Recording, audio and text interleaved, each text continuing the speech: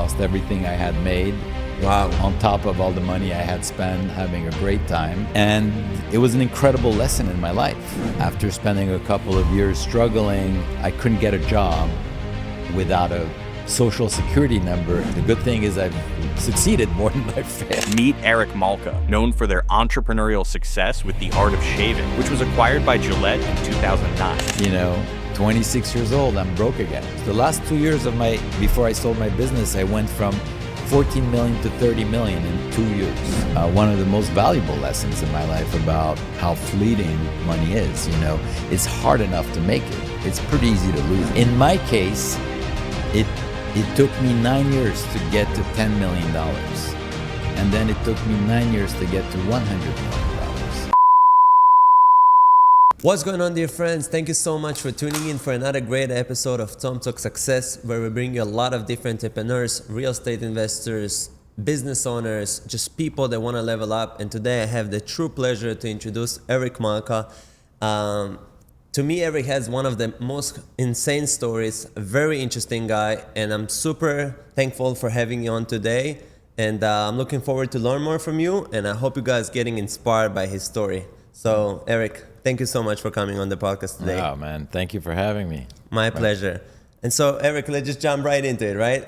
That's how we do it. So, you have an amazing story, but I want to kind of, share with the audience a little bit more about your beginning, kind of your starting out.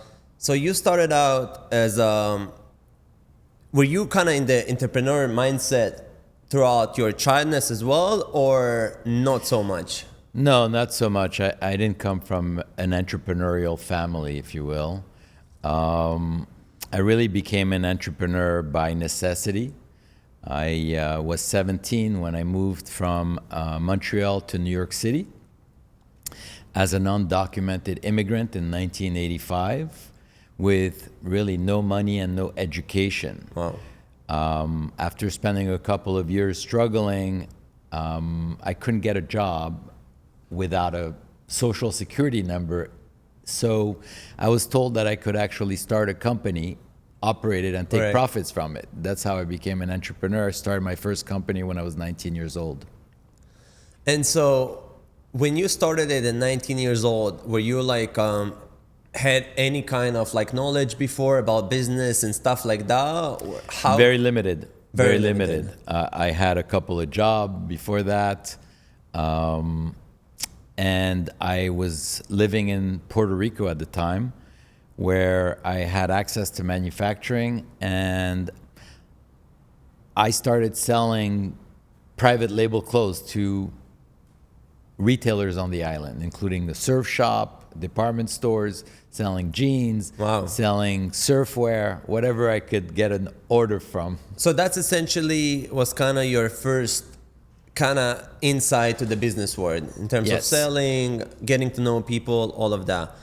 Super interesting. And so you started this business. How you were able to scale it towards your kind of next venture right after that first business when you started when you were 19?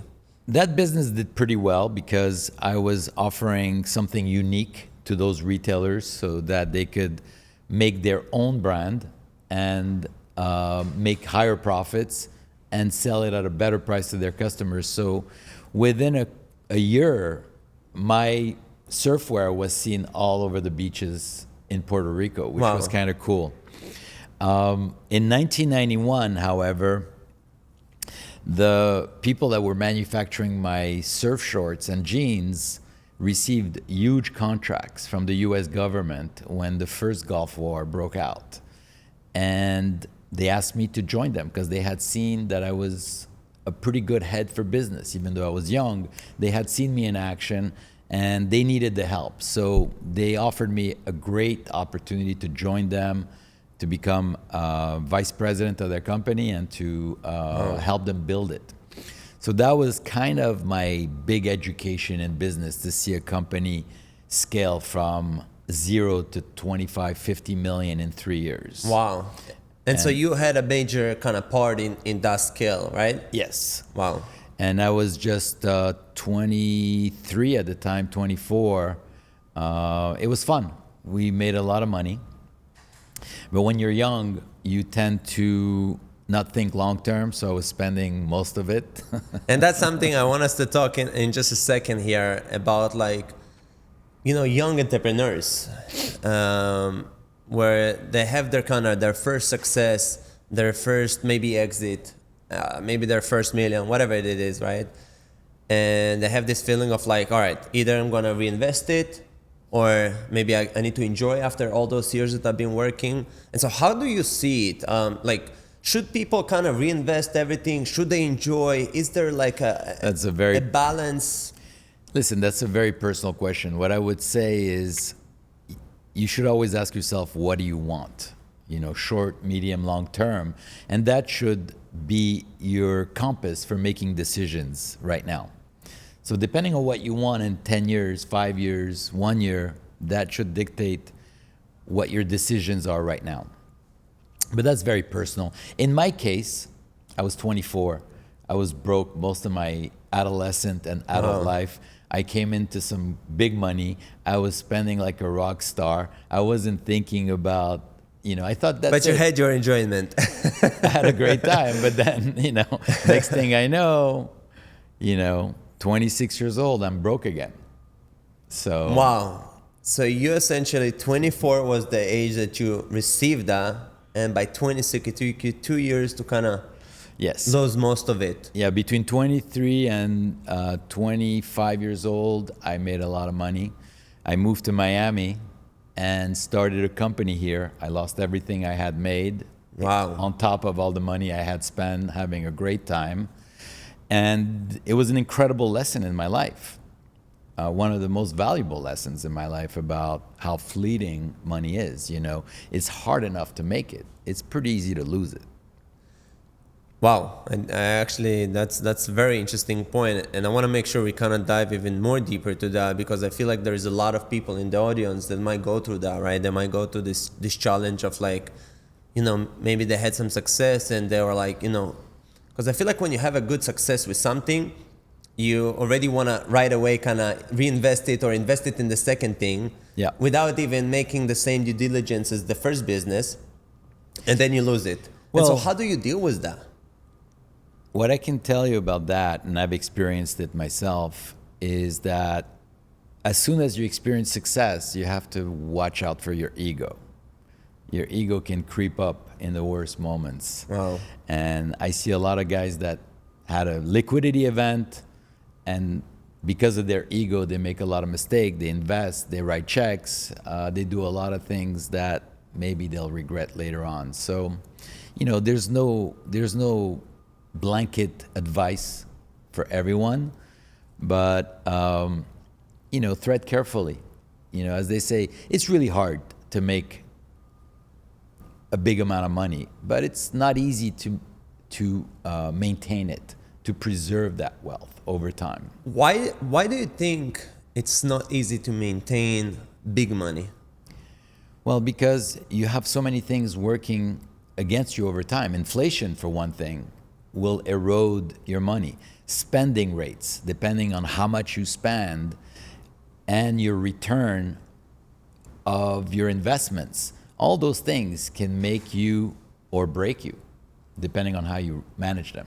So I want to ask you, if we're talking about, like losing it all, or kind of have this, once we make some money, we tend to spend it on some stuff. But I want to ask you, as entrepreneurs out there, especially the young ones, I think personally they do a lot of those, creating businesses and want to sell them or whatever it is to gain that money, to gain this access, to go on the jets, to go on the yachts, whatever it is that they like. Yeah. So essentially, is it smart for them to kind of think that way of like, hey, let's work really hard and let's enjoy for a year? Or you would say, don't do it. Like, how do you see it? I mean, it's balance, right?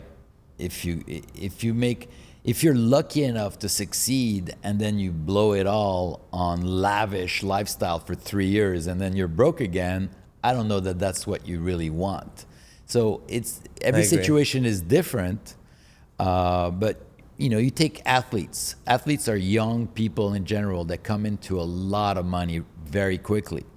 And what they've learned in the leagues, whether it's the NBA or the NFL, is they have now they have consultants that help the I players feared it actually, yeah. not make those mistakes that players of the past have made by blowing all their wealth very quickly. We know a famous guy that did most of it, Mike Tyson, for example. He made it back, but yes, I think he had over $300 million that Crazy. he got. Yeah.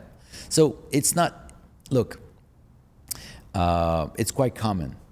Losing wealth is not Like it's happened. It's not like something that it's not a freak accident. It's actually- more the yeah. common situation Wow. than it's more the norm than the exception. Yes. very interesting. And by the way, and this is something I've experienced as well, we train ourselves to become great entrepreneurs for many, many years. And then maybe we become very successful, but we were never trained in financial matters and how to invest and how to preserve wealth. That becomes a very new skill. It's almost like when you win the lottery. What do you do with all this money? I don't know how to manage that. I'm not a professional money manager, right? So I had to learn all new skills after I sold my companies in order to avoid some of these pitfalls. Very interesting. So Eric, I want to talk to you. Obviously, you created a brand for yourself, which the audience, you guys can check him out. It's called The Art of Shaving. And so you have a lot of knowledge in building a brand. What are some of the biggest tips you will give to the audience in terms of building a brand? Well, brand building is, in my opinion, it's one of the hardest thing to do in the realm of entrepreneurship, right? The easiest is probably to start a small company. A big company is more difficult, and a brand is probably the most difficult of all. I will probably agree. So some of the building blocks of building a brand are, it starts with talent. You have to have a founder that has a talent of some sort that they leverage to create that brand.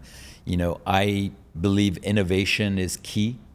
You don't build a brand by just having a product that's better than the next guy that you're selling on Amazon. That's creating a business. So there is essentially a big difference in saying than just looking at some product and There's a huge difference between building a company and building a brand. Different activities, different approach, and different rate of success, and also at the end, different rewards. Brands are rewarded at exit much, much more than companies. A brand can be valued 10 times what a company is Very worth of the interesting. same size, because it's very hard to create one, so it creates a lot of value. So intellectual property, innovation, hard work, learning your target audience, figuring out your strategy from distribution channel to pricing to, there's so many elements to building a brand. It's almost like raising a child. How do you see the difference between brand kind of like yourself with what you created to a personal brand, which nowadays people are using in terms of like social media and creating essentially their own brand, which is their name, is who they are? There's a lot of similarities. I know because at this stage of my career, the brand is me. It used to be my product, it used to be my trademark, and today it's me. So I'm using a lot of the same philosophies, the same building blocks to build my own brand. And it includes, what's my purpose? A brand, but great brands have purposes. That goes beyond the self-interest. Oh. What am I offering? What's my service or product? How am I going to put myself out into the world? So by the way, another thing that I like to explain is the difference between branding and marketing. Talk to us about that. Branding as a person is who you are, what your beliefs are, what are your values, what are your causes that you care about. That's your branding. Your marketing is how you show up to the world, how you dress, how you comb your hair, how you speak, your voice, and what comes out of your mouth. That's marketing. Wow. And yeah, go ahead. That's it. Okay, got it. And so you saying that, I like it actually, because when you mention it, you like really think, wow, there is something here, because if you're looking at yourself as a brand, then like you said, your marketing is what you promote to the world, but your brand is yourself kind of Without the brand, the marketing creates a shallow product. So if I just like you because of the way you dress and the way you comb your hair, that's very, very shallow. But if I start appreciating you for who you are as a human being, for what your values are, for what your beliefs are, and for what you care about, then that's where that relationship between the customer and the brand flourishes. So you need both. You can't have, a strong brand without marketing. Nobody will ever see it. And I think the opposite is The opposite is true. Wow. So what would you say to, let's say there's people out there who want to be one day kind of like you, create a brand, sell it for a good amount of money and have this success, but they are challenged with themselves with being either shy, being not confident about themselves, being not in the right environment. Like, what would you tell them in terms of like the first steps they need to kind of get? In my case, I was all these things that you mentioned. Wow. I've always tried to use my weaknesses to my advantage. I think what really helped me in my life was to continuously learn and expand as a human being.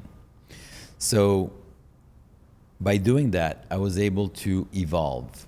And as an entrepreneur, we are limited by ourselves primarily. It's not the outside world that limits us. The opportunities in America are limitless. The only limitations we have is ourselves. So if you're constantly learning, you're constantly expanding, your business is going to expand as well. When you hit a ceiling with your business, is because you've hit a ceiling with yourself. You have to go above your knowledge, above your capabilities, and the way to do that is through continuously learning. And I spent a lot of time since I quit school at the age of 17. Wow. I've been learning like my life depends on it. Eric, I want to talk to you. I know we talked about it a little bit in the beginning of the podcast, but I want to kind of dive a little bit more deeper. How people, especially entrepreneurs, should deal with losing money, losing business, just losing in general in terms of like losing something that worked extremely hard for it. Like how you were able to deal with that in terms of your emotions, in terms of like, I just kind of want to know, and I'm sure the audience will kind of appreciate that as well. To be successful in anything in the world, you need to have grit. And grit is about knowing what you want long term and going after it consistently with focus. And along the way, you're going to have obstacles, you're going to get knocked down, you're going to win, you're going to run the gamut. The difference between somebody that really succeeds at the end and one that doesn't is that the successful people, they pick themselves up, they learn from their mistake, because there was some learning from failure. You learn so many things from failure. I think you learn tremendous amount from success, but you also learn from failures, and those lessons are different. It's like taking two different classes. Wow. You can't learn. It's never the same thing you're saying. You're not going to learn from success what you learn from failure, and vice versa. And I can tell you that I've failed more than once in my career. The good thing is I've succeeded more than I've failed. Correct. So the average, it's all about an average, man. Average grade and average return and average success. So essentially you're saying that obviously your successes outweigh by far the losses, but without the losses, you might not get... The lessons I've learned from failures are invaluable. And this is it's a lot of what I promote to the next generation of entrepreneurs is how to avoid those mistakes. Because if you're trying to teach them how to succeed, it's really a waste of their time. Wow. Unless you're a specific expert in an area that they need to learn about, really 99% of entrepreneurs struggle and fail at the end. So if you can help them to avoid mistakes, avoid pitfalls, then they're left with doing what they do best, which is work hard, be smart, understand their industry, understand their business, and drive it. How have you dealt with rejections in your career? People not trusting you, people, close doors to you. How you were able to deal with the rejections? I haven't had, again, I go back to my point, which, I've been rejected by a couple of my employers and they did me a great favor. I love pivoting. When a door closes, I say, all right, let me find the right door. So for me, so you don't take it really personally. You just saying I take it very personally. Oh, wow. I take extreme responsibility for what happens. Wow. If I'm being rejected, I'm not thinking this guy's a jerk. I'm thinking, what am I doing wrong here? Is my value proposition not resonating? Am I talking to the wrong customers? Am I barking up the wrong tree here? It's extreme responsibility for what happens to me. So you take it the responsible, but it doesn't necessarily take, because, for example, I have sometimes when, I might reach out, for example, to people, right, to come to be a guest in my podcast. Obviously some people will come, some people will not, but could be some people that would reject the offer. And so I can take it personally, but I can also mention what you did, pivot to the next guest speaker. But should I take it personally? Should people in my position, whether it's a podcast, whether it's a business? Look, rule number one in the world, people will tell you is don't take anything personally. Correct. And I fear that too. I think rule everybody number one, never take anything personally. It's never about you. Do you believe in that sentence? Yes, but when I was young, I didn't understand that. Wow. That's what wisdom, that's the only benefit of aging is you get wiser, right? But I will tell you that I've pitched people, they said no, and 6 months later I pitched them again, they said yes. It wasn't the right time for them. So am I talking to the wrong people? Maybe you don't know what they're going through. Maybe they're going through a bad time and they can't deal with you right now or deal with podcasts. So if you really want them, persistent, man, you got to be persistent in this world. Don't be a jerk about it, but you have to be persistent. You don't always get yeses. That's just the way of the entrepreneur. What would you say if there is entrepreneurs out there that trying their best and maybe to create a startup, for example, and the whole world is like telling them, don't do it, it's not the right thing for you, but they still somehow believe in themselves, they think it is. When should they know if they need to pivot to a different industry or pivot to something else? Well, if you find yourself listening to everybody, you're never going to get there.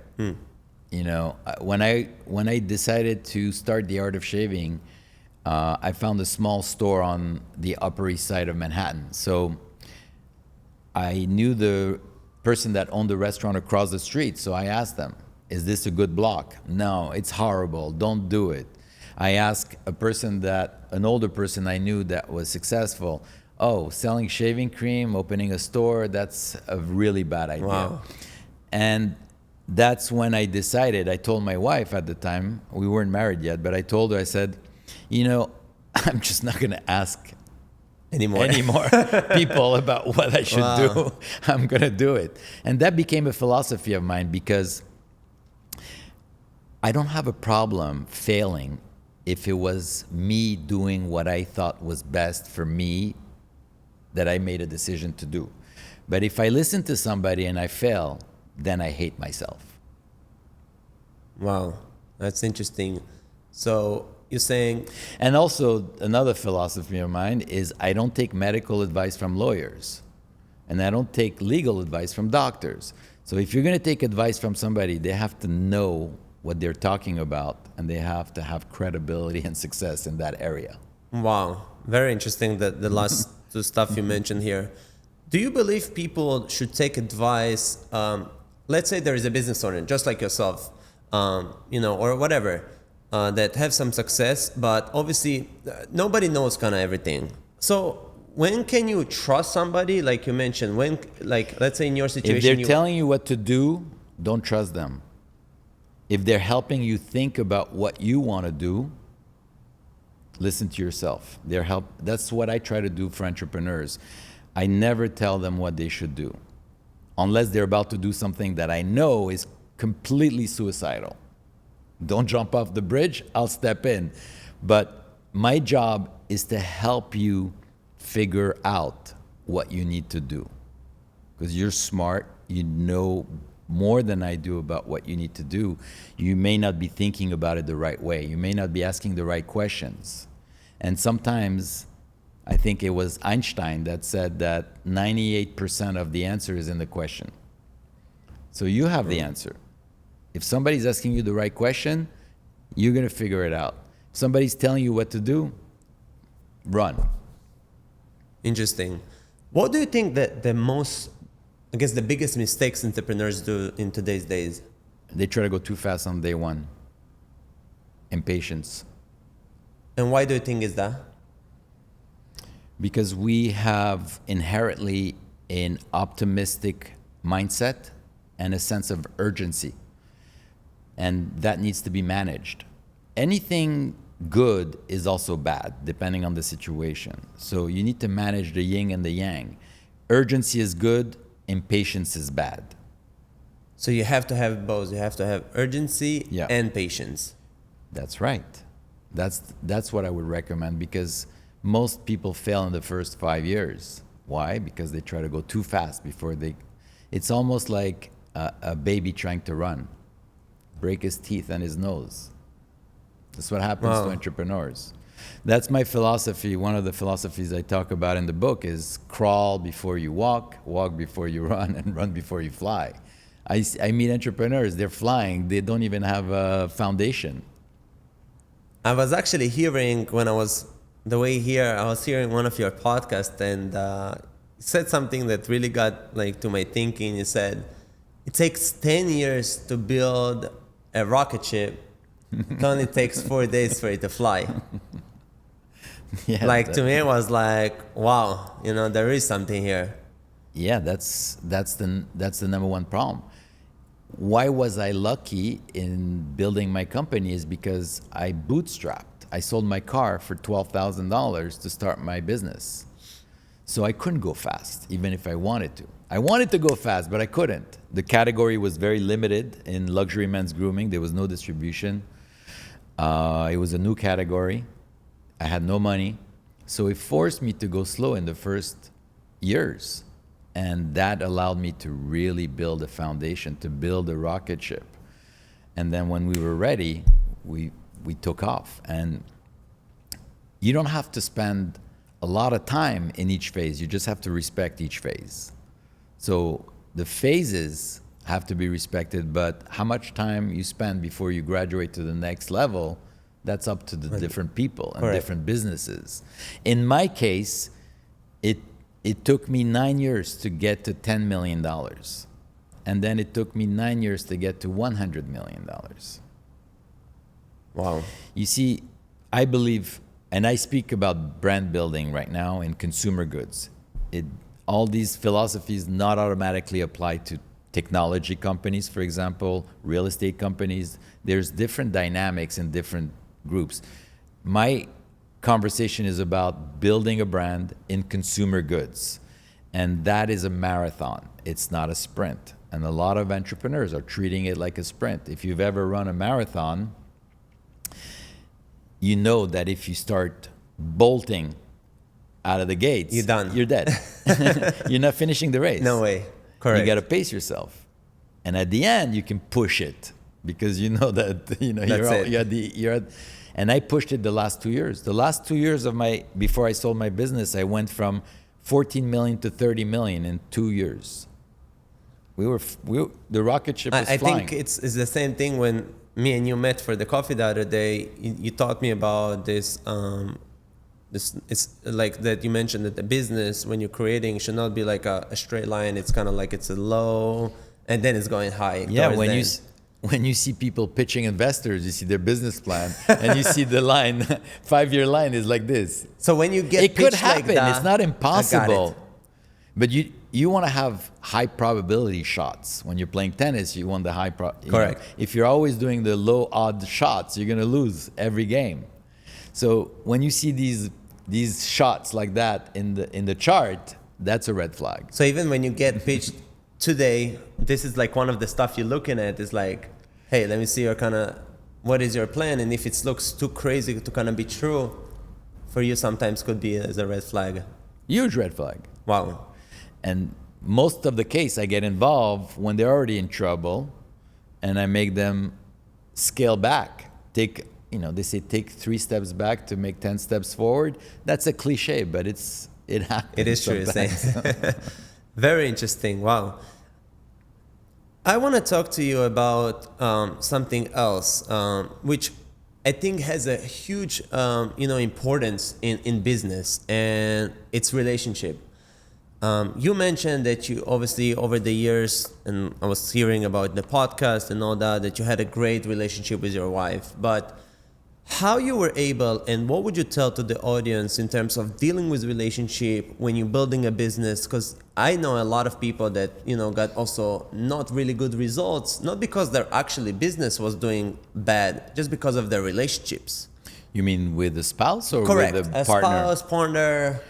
Yeah, I mean, Just in what is general. it? 60% of marriages end in divorce. You want to add to that the business So relationship. how people like against it's becoming like against all odds, at this point, like how people need to deal with I that. believe that. Look, I believe success in general, incredible success, is against all odds when you start from nothing.